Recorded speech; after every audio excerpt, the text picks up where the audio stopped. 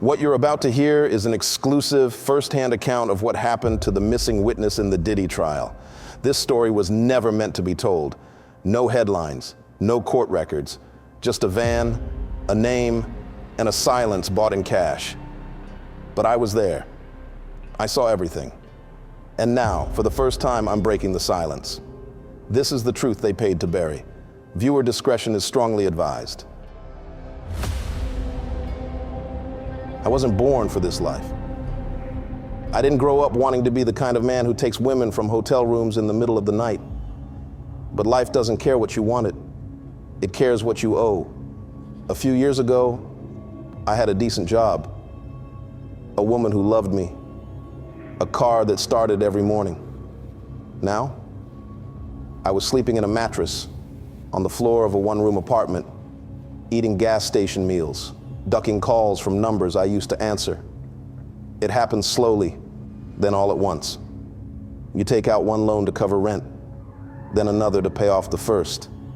Then you're borrowing from men who don't need contracts, just your silence. By the time this job came in, I was down to my last $100. One more week and I was either on the street or in a trunk. The message came through a number that disappeared after it's sent. Quick job, $10,000, no blood, no police, clean debt wipe. Interested? I didn't even ask what the job was. I just typed back where and when. The meetup spot was a construction site in Long Island City. 3 men in black hoodies were already there. One of them I recognized, barely. The leader called himself Clay. That wasn't his real name. He didn't tell us who was behind the job. Just said the pay was real, the job was fast, and silence was the only rule.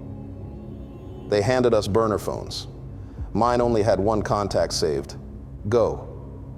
I was told not to call it unless something went wrong. I didn't even want to know what counted as wrong. The target was a woman, staying in a boutique hotel in Midtown Manhattan under a fake name.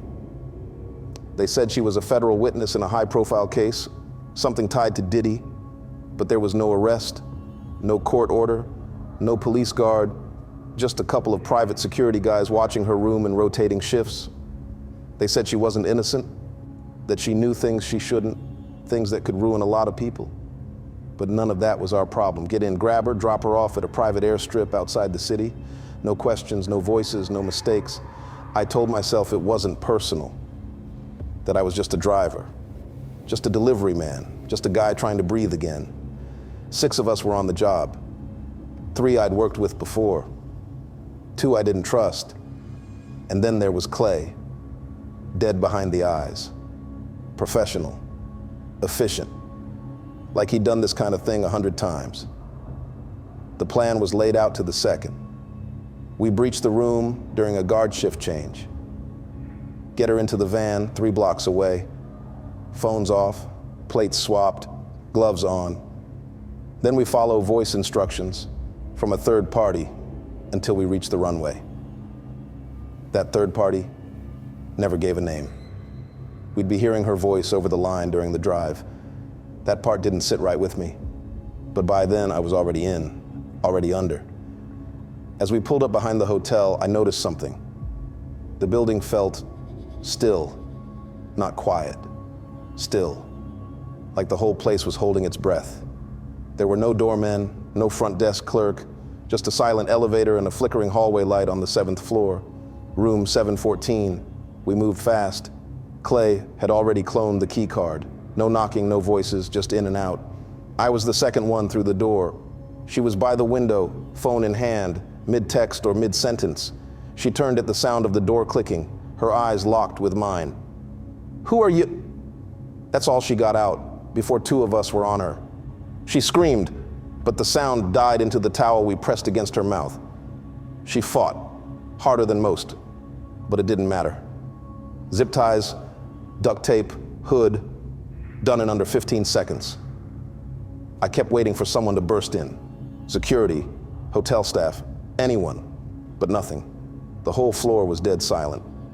We carried her down the service stairs, loaded her into the back of the van. Doors slammed shut behind us. No alarms, no flashing lights, just a city that didn't seem to care who vanished in the dark. I kept telling myself it was just a job, just money. But in the back of my mind, something was already screaming. We didn't speak as we carried her to the van. She was kicking the whole way down, muffled screaming through the cloth. Somewhere around the third floor, she bit Clay's arm so hard he almost dropped her. He didn't yell. He didn't flinch. Just looked at her like she was nothing. We shoved her in the back of the van, tied her ankles, double-checked the zip ties. One guy stayed in the front. The rest of us sat in the back with her. The doors slammed. The engine roared, and just like that, we were moving. There were no streetlights in the back of the van, just the red glow of brake lights bleeding through the cracks. The air was stale, the silence worse, and then she started whispering. At first I thought she was praying, but then I heard it. Please, please don't take me back. She wasn't yelling. She wasn't even trying to escape anymore. She was just begging. Not the dark room, not again. Please, God, I'll do anything. I stared at her. Her voice cracked like it had been broken for a long time. You don't understand what he showed me, she said, her head turning blindly toward us. It wasn't a party. It wasn't people. There were things in that room. He made me watch. He made me see. One of the guys snapped, "Shut her up now." He grabbed a towel and tightened it around her face, but she kept talking, gasping through fabric and fear. There were things with no faces. There was something inside of him. I saw it. I felt it. He's not... Clay leaned in close and said it low. "Shut your mouth, or you'll go back in there forever." That's when I felt it. Not fear, not guilt, dread. Like something was behind me, breathing on the back of my neck. I looked around at the rest of the crew. Nobody met my eyes. Nobody said a thing. I swallowed hard. Yo, what is this? What's the dark room she's talking about? Clay didn't turn his head. You don't ask that, he said flat. Not tonight.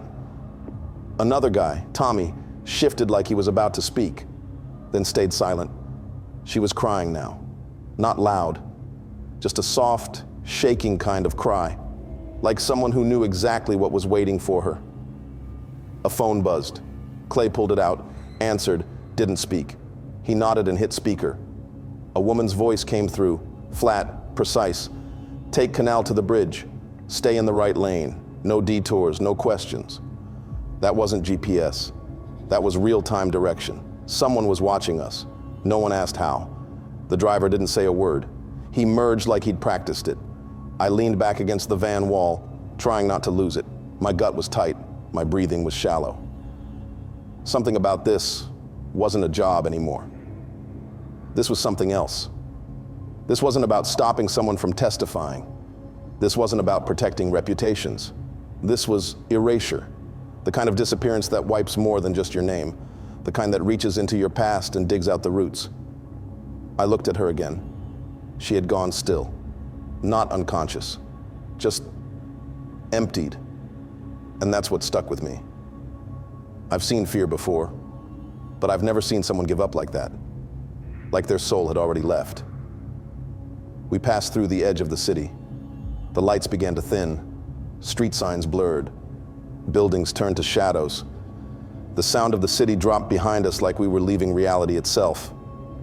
Clay turned his head slightly, like he could feel me unraveling.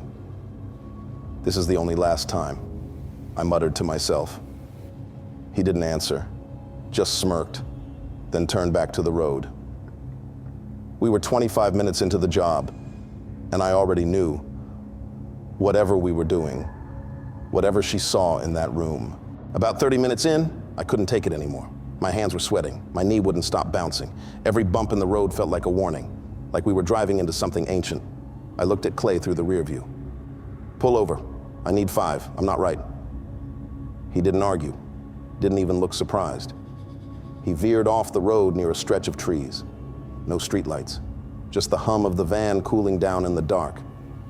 I switched places with the guy in the back and sat across from her. She didn't look at me, just stared at the floor of the van like it held a door only she could see. "You're scared," she said quietly. "I can feel it on you." I didn't answer. She turned her head, slow. Her lip was trembling, but her eyes weren't crying anymore. Can I say something before I disappear? Just in case this is it? I nodded once. She leaned forward. The dark room.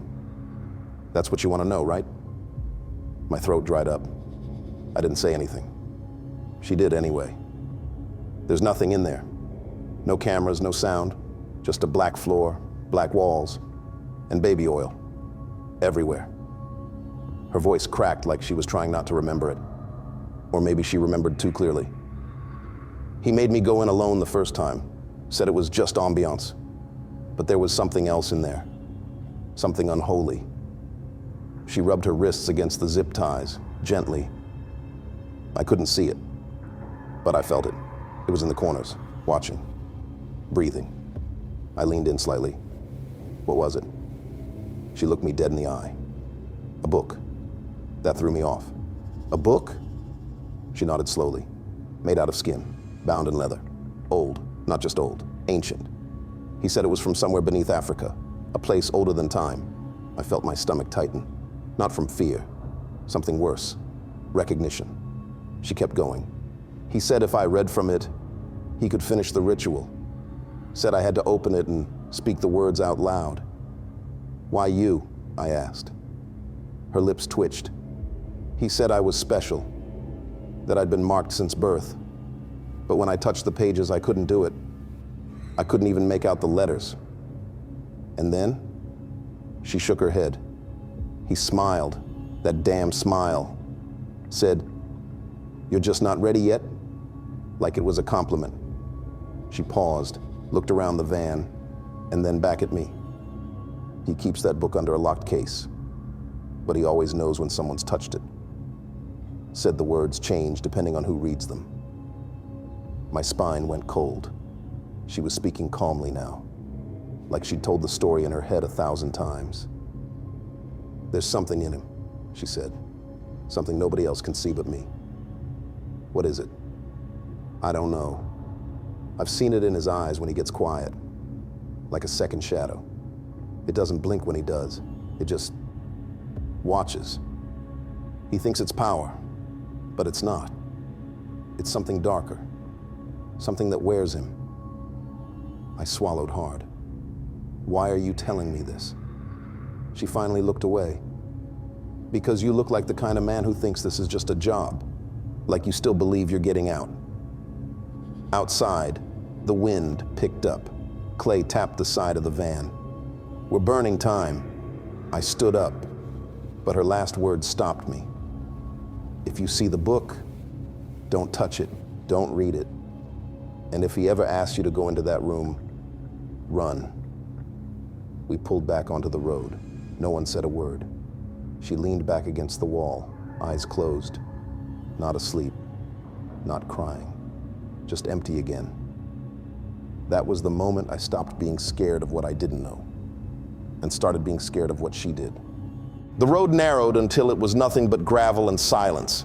We drove under a canopy of bare trees, no street signs, no noise but tires on rock. Then we saw it, a gate in the woods, old, rusted, mechanical.